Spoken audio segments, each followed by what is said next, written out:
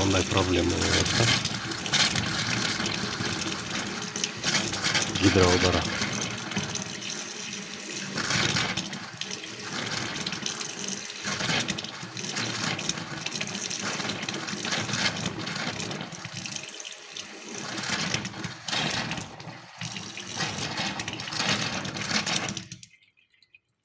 Азбын жаптык.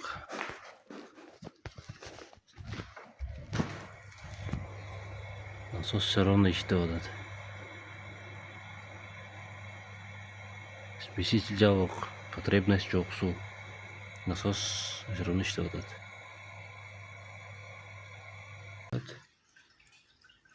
Сууну жапчы кызым. Сууну жапты. Өчтү. Вот и все. Чики-пуки. Азыр итогисин айтып берем бешери. Кандай болгонун. Сууну кайра ачып көрөбүз азыр. Башындагыдай түкүрөк экен.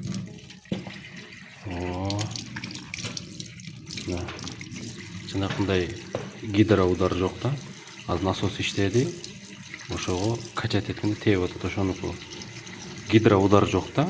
Жанакындай түкүрөт го. Ушундай сыяктуу жок. Азыр эмнеге түкүрүп атканын дагы айтып берем. Анан причинасы эмне болчу экен айтып берем азыр. В общем, мына соединенияда ушул жерден возможно воздух кириши мүмкүн. Ошол резьбада фум-лента жок экен. Азыр фум-лентаны ороп туруп, анан катыраак бурап койдум. Кычкач менен бурадым. Муну жөн эле кол менен эле бурап койгон сыяктуу экен. Мен чечип аткам. Бул заводской боюнча эми чечип атам да. Ошого мен оюмча воздух ичине кирип калган.